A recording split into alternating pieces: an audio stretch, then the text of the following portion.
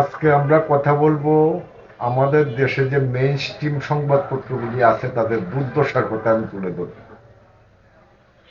আপনারা জানেন যে ওসমান বিন হাদি তিনি গত 12ই ডিসেম্বর গুলিবিদ্ধ হয়েছেন। বাংলা ট্রিবিউন নামে একটি পত্রিকার একটি সংবাদ আমার চোখে পড়েছে। সেখানে বলা হয়েছে যে হাদি হত্যা আদালতে সঞ্জয় ও ফয়সালের স্বীকারোক্তিমূলক জবানবন্দি। এটা প্রকাশিত হয়েছে 1 জানুয়ারি 2026 সালে। এইখানে যে কথাটা বলা হয়েছে যে জুলাই অভ্যুত্থানের অন্যতম পরিচিত মুখ শরীফ ওসমান বিন হাদি আসন্ন ত্রয়োদশ সংসদ নির্বাচনে ঢাকা 8 আসন থেকে স্বতন্ত্র প্রার্থী হওয়ার ঘোষণা দিয়েছিলেন।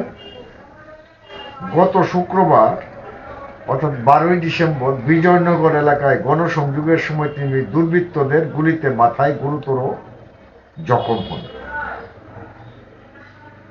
প্রথমে ঢাকা মেডিকেল ও পরে এবার কেয়ার হাসপাতালে চিকিৎসার পর অবস্থার অবনতি হলে 15ই ডিসেম্বর তাকে এয়ার অ্যাম্বুলেন্সে সিঙ্গাপুরে নেওয়া হয়। সেখানে চিকিৎসাধীন অবস্থায় বৃহস্পতিবার মৃত্যুবরণ করেন। এই সংবাদটির মধ্যে যে কথাটা বলা হয়েছে,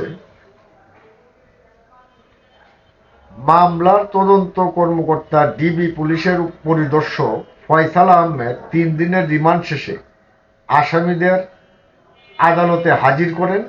আসামিরা স্বেচ্ছায় স্বীকারোক্তিমূলক জবানবন্দি দিতে সম্মত হওয়ায় তা রেকর্ড করার আবেদন করা হয়।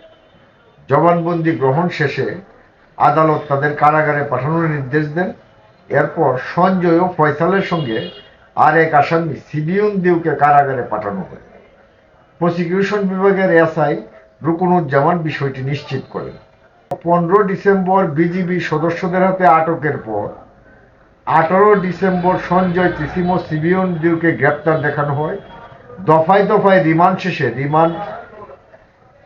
শেষ করে সঞ্জয় আদালতে স্বীকারোক্তিমূলক জবানবন্দি দিলেন, আর সিবিউন দিউ রিমান্ডে রয়েছেন।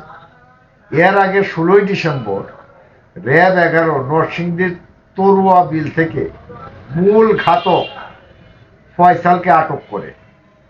এ সময় পানির নিচ থেকে হাদি হত্যায় ব্যবহৃত আগ্নেয়াস্ত্র ও গুলি উদ্ধার করা হয়।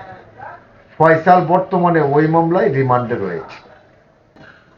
মূল ধারার যে মিডিয়া আছেন, এই মিডিয়ার মাধ্যমে আমরা ইতিমধ্যে জানতে পেরেছি যে আসামি ফয়সাল ভারতে পলায়ন করেছে। তাহলে যে ফয়সালকে রিমান্ডে নেওয়া হইল এবং মূল ঘাতক বলা হইল, সেই ফয়সাল আসলে কে, সেটা একটা প্রশ্ন।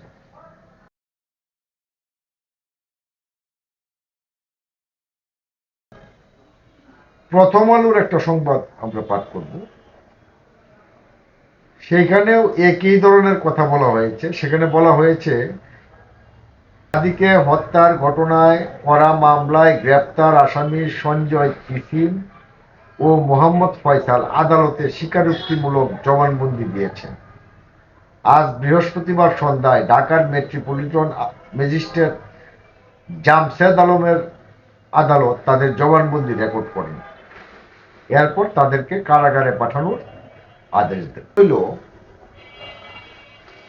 হাদিকে যে হত্যা করেছে মূল হত্যাকারী, সেই হত্যাকারীর নাম আমরা জানতে পেরেছি, তার নাম ফয়সাল। তাহলে যে ফয়সালকে রিমান্ডে নেওয়া হয়ে আদালতে 164 ধারায় জবানবন্দি দেওয়ানো হয়েছে, সেই ফয়সাল আসলে কে, এটা আসলে ব্যাখ্যা করা হয়েছে। তাহলে একটি পত্রিকা বলছে, বাংলা ট্রিবিউন বলছে যে মূল ঘাতক। এতে তাদের এই সংবাদের প্রেক্ষিতে প্রতীয়মান হয় যে যে লোক হাদিকে হত্যা করেছে ফয়সাল, সেই ফয়সালই মূল ঘাতক, তাকে গ্রেপ্তার করা হয়েছে।